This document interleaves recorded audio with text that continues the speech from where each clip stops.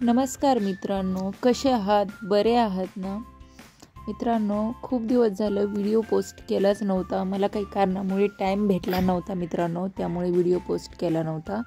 मग आज हा व्हिडिओ पोस्ट करायचं डिसाईड केले मी.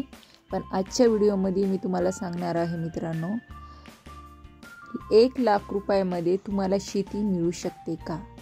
असा प्रश्न मी तुम्हाला सांगितलं आहे आणि त्याचं उत्तर पण मीच देणार आहे.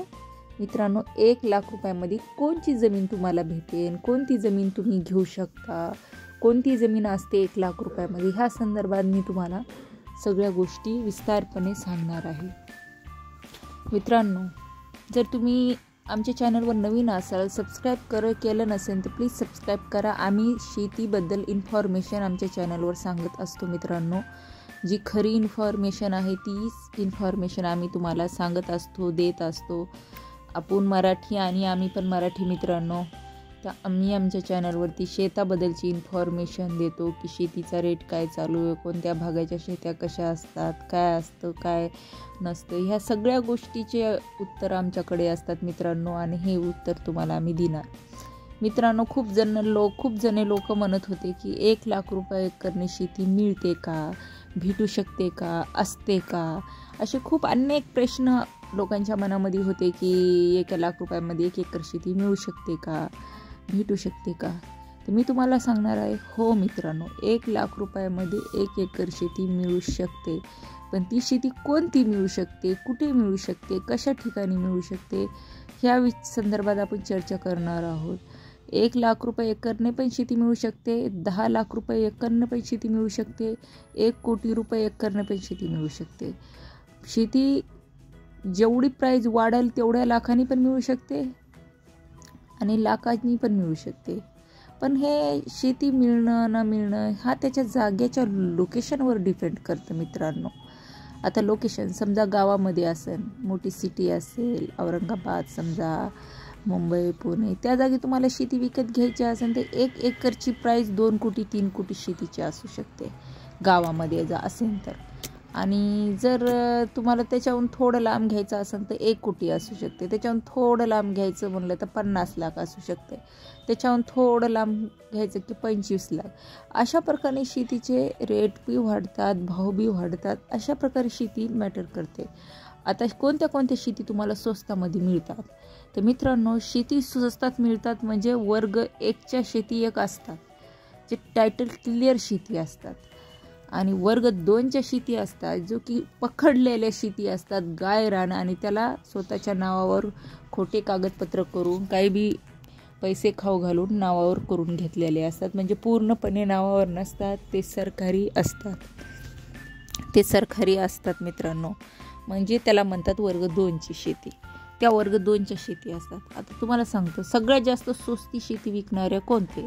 वर्ग 2च्या शेती खूप स्वस्तामध्ये विकल्या जातात. कारण कसं असतं, कधी अतिक्रम आलं, गव्हर्नमेंटनं पकडलं तर गव्हर्नमेंट काय करते, ती शेती, पकडलेली शेती आपल्या स्वतःच्या ताब्यामध्ये घेऊ शकतात. ती शेती तुम्ही त्या शेतीचा व्यवहार केला तरी पण ज्यांनी घेतली त्याच्या, जर गव्हर्नमेंटनं जर ती शेती पकडली, अतिक्रम आलं आणि गव्हर्नमेंटनं घेतली तर ती शेती पण त्याची जाऊ शकते, असू शकतं. अशा शेती काय असतात, कमी भावामध्ये असतात. काळी जमीन बी असेल, लाल जमीन बी असेल, तर अशा शेती कमी भावामध्ये असतात, खूप कमी भावामध्ये असतात.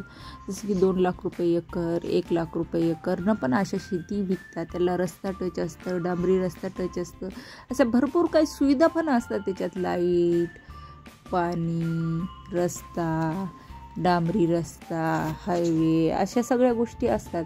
पण ते शेतीची प्राईस काय असते मित्रांनो, कमी दरात असतात ते शेती. ते तुम्हाला 1,00,000 रुपये पण एकरने भेटू शकतात आणि 2,00,000 रुपये एकरनेही भेटू शकतात.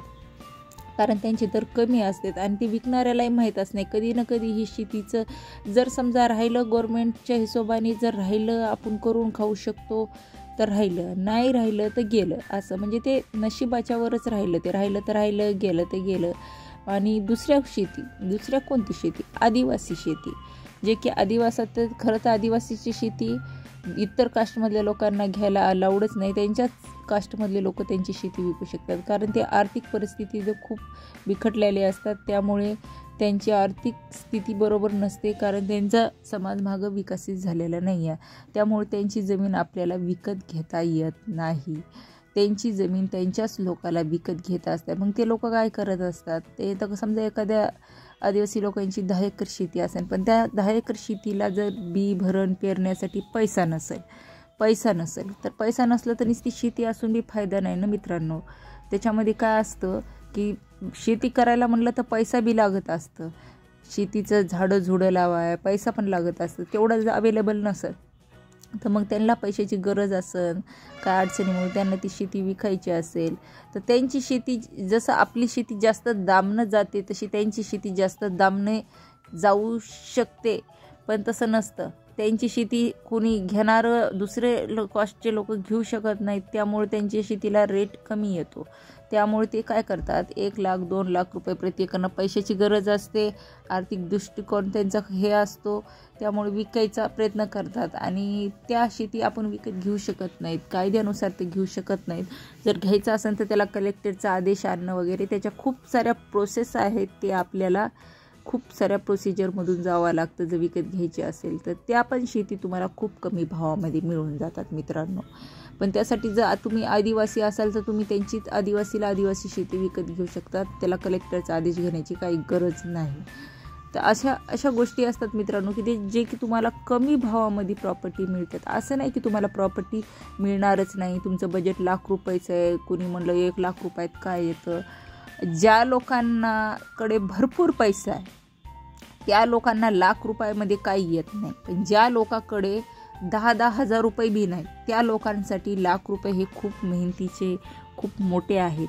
सगळ्यांकरता लाख रुपये मोठे नाहीत, पण काही लोकांकरता लाख रुपये खूप मोठे असतात मित्रांनो. घाम गाळून कष्ट गाळून त्यांनी जमा केलेली रक्कम असते ती म्हणजे 1 लाख रुपये.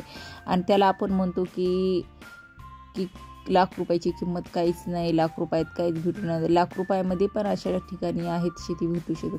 आता तिसरी गोष्ट, डोंगर भागाच्या शेती. ज्या की डोंगर भागाच्या शेती असतात बघा, लाल मातीच्या शेती असतात, पडीक जमीन असतात. पडीक जमीन लाल भागाच्या शेती असतात. त्याच्यात आपल्याला शेती डेव्हलप करावा लागते. त्याच्यात डेव्हलप झालेली शेती नसते, लांब असतात, पाऊल चाल वाट असते. गावापासून 50, 60, 70 किलोमीटर अंतरावर आउटसाईडला असतात. अशा शेती 1 लाख रुपये प्रति एकर तुम्हाला मिळून जातात. तशा बी शेती अवेलेबल असतात, पण त्याला तुम्हाला डेव्हलप करावा लागतं. त्याला अन्य खर्च नाही म्हणलं तर शेती लाख रुपयाची घेतली तिला डेव्हलप करायला पण 5-6 लाख रुपये खर्च लागतो. पण ती 6-7 लाख रुपयातच पडल्यासारखी होते. फक्त विकणारा मालक लाख रुपयामध्ये विकून जातो, पण त्याला डेव्हलप करायचा जो खर्च चार्जेस लागतात ते लाखाच्या वर लागतात.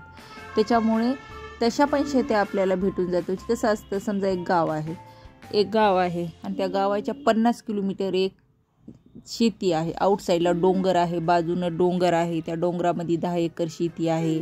त्याच्यात काहीच अवेलेबल नाही.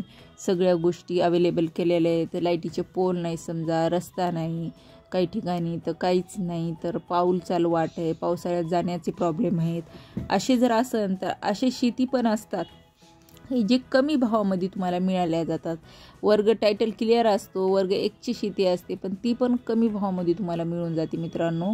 तरी त्याच्यामुळेच म्हणते मी तुम्हाला 1 लाख रुपयामध्ये पण शेती मिळू शकते, 1 कोटीत बी शेती मिळू शकते आणि 3 कोटीमध्ये बी शेती मिळू शकते.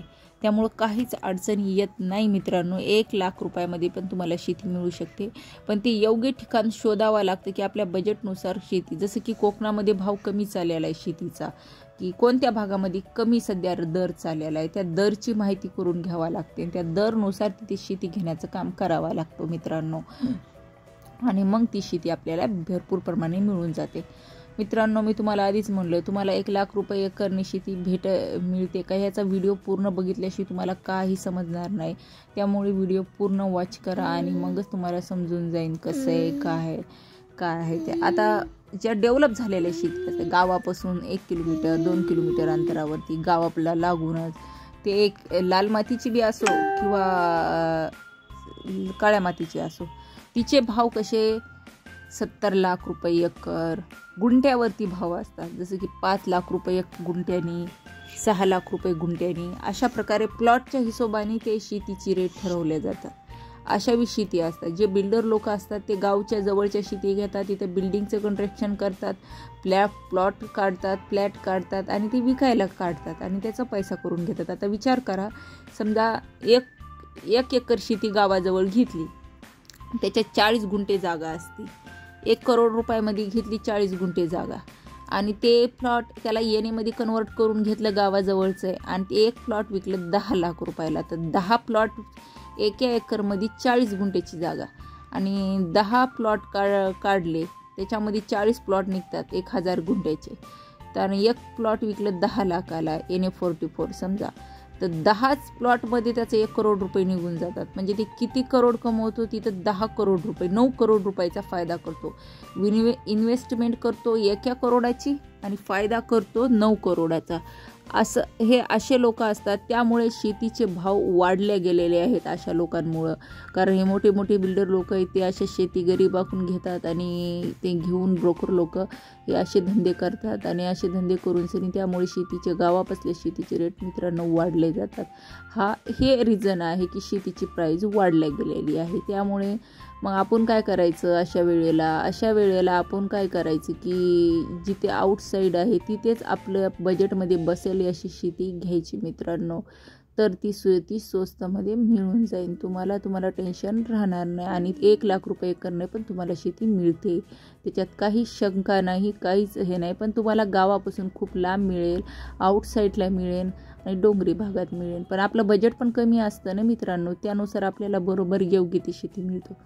मित्रांनो, आजची इन्फॉर्मेशन कशी वाटली तुम्हाला? जर आजची इन्फॉर्मेशन तुम्हाला आवडली असेल तर प्लीज सपोर्ट करा मित्रांनो. तुम्ही आम्हाला सपोर्ट करत नाही. जर तुम्ही सपोर्ट केला तर मी रोजचं एक व्हिडिओ तुमच्यासाठी आणू शकते. जर तुम्ही सपोर्ट नाही केला तर मित्रांनो माझा कधी व्हिडिओ येत राहील. तर प्लीज कमेंट बॉक्समध्ये सांगा आणि आमच्या चॅनलला सपोर्ट करायचा प्रयत्न करा मित्रांनो. त्यामुळे आता भेटूया एक नवीन व्हिडिओमध्ये मित्रांनो, एक नवीन माहितीबद्दल आणि एक नवीन माहिती घेऊन येऊ तुमच्यासाठी. तोपर्यंत मित्रांनो नमस्कार, जय हिंद, जय महाराष्ट्र. भेटूया पुढच्या व्हिडिओमध्ये आणि आय होप की मला अपेक्षा आहे की तुम्ही मला सपोर्ट करता मित्रांनो. जसा तुम्ही सपोर्ट करा आणि व्हिडिओ पूर्ण वॉच करा. माहिती मी अर्धवट घेऊ नका, अर्धवट माहिती काही कामाची नसते. त्यामुळे तुम्हाला बोलते व्हिडिओ पूर्ण बघा मित्रांनो. भेटूया नंतर मित्रांनो. तोपर्यंत बाय बाय, टाटा.